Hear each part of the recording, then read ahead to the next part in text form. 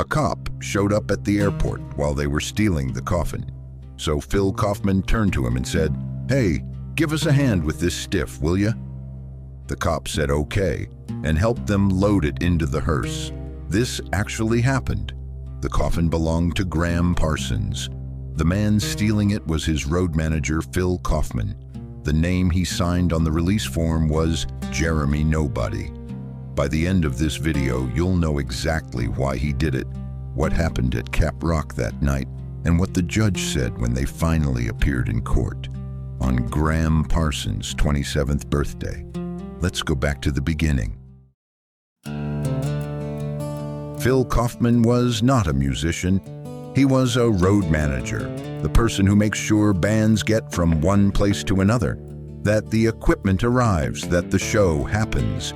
He had managed Charles Manson before he was famous, then the Rolling Stones, then Gram Parsons. If that list tells you anything about Phil Kaufman, it's that he was not a conventional man. He met Gram sometime around 1972. They became close in the way that people who are both living too hard and moving too fast sometimes do. Quickly, completely without much explanation. Kaufman described Gram as someone who genuinely didn't care about fame or money, who played small bars and lived in borrowed rooms, not because he had to, but because the music was the only thing that mattered. He spent a lot of time trying to keep Gram alive, confiscating drugs before shows, making sure he ate, driving him home when he couldn't drive himself. Gram had been fired from bands for his unreliability, dropped by managers, written off by record labels. Kaufman was one of the few people who kept showing up anyway. It didn't work, but he tried. In July 1973, Gram and Kaufman attended the funeral of Clarence White, a guitarist who had been struck and killed by a drunk driver in a parking lot in Palmdale. He was 29 years old. He had played with the Byrds. He was a friend. Standing beside the grave, Gram told Kaufman something. He said, "If I go, don't let them take me back to Louisiana or wherever. Take me out to Joshua Tree, burn me in the desert. Promise me." Kaufman said he would. He was at a funeral. It's the kind of thing you say at funerals. Have you ever made a promise you never thought you'd have to keep? A promise that felt theoretical the moment you made it. That's what this was, until it wasn't. 2 months later, Gram Parsons was dead. To understand why Kaufman kept that promise, you need to understand what Joshua Tree meant to Gram Parsons. He had been going there since the late 1960s. He went with Keith Richards. He went with friends. He went alone. He went because the desert did something to him that Los Angeles never could. The Joshua Tree Inn was his place. He knew the bartenders. He knew which trails led where. He would sit on the rocks at night and look at the stars for hours.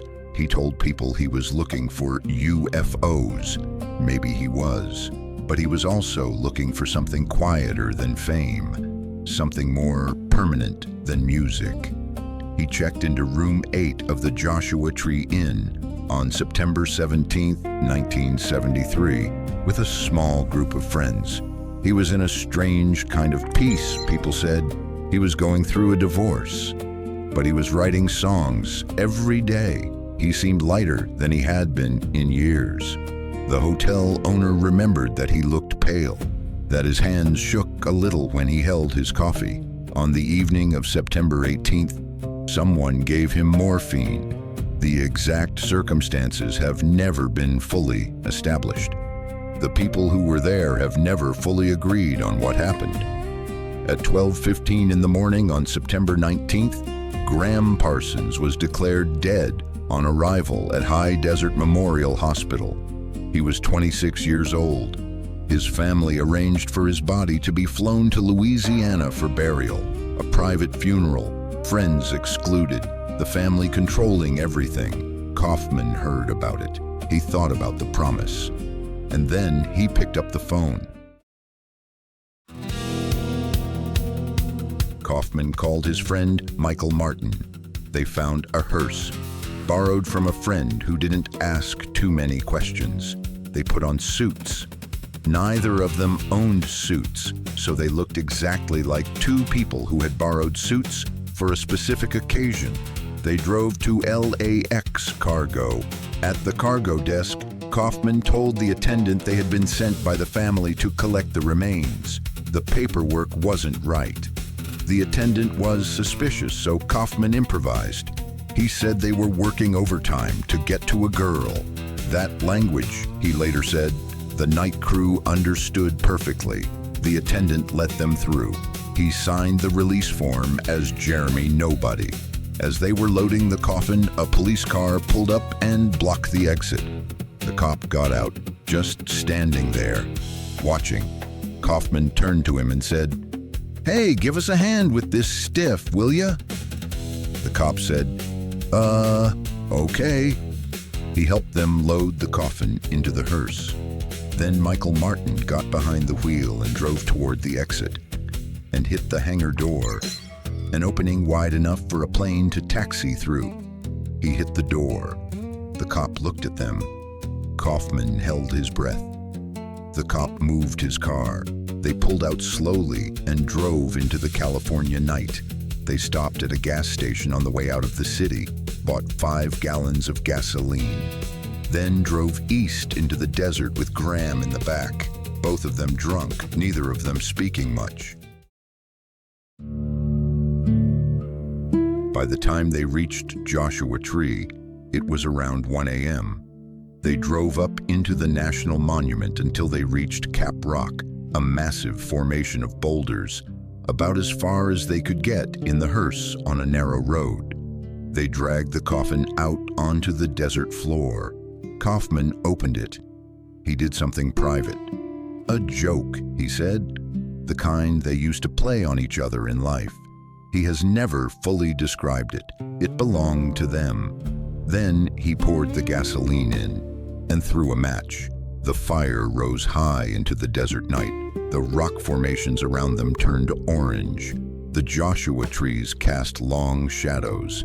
The smoke went straight up into a windless sky. Campers in the park saw the fire and called the police. By the time deputies arrived, 35 pounds of Gram Parsons had turned to ash. Kaufman and Martin were gone. Was it wrong? Was it right? I don't think that's quite the right question. The right question is whether it was what Gram wanted, and on that, there's no argument. The police traced them within days. Kaufman knew they were coming. He and Martin turned themselves in at the Venice police station. The charge: theft of a coffin. Because in California in 1973, stealing a dead body was not a crime. There was no law against it.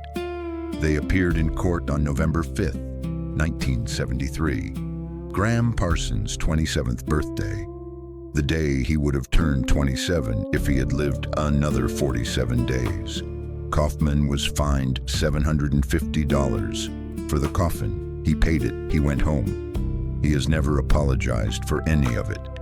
If you've made it this far, you already know this channel is something different. Share it with one person who needs to hear these stories. And if this one moved you, the like button is right there. Kaufman was asked many times whether he regretted it.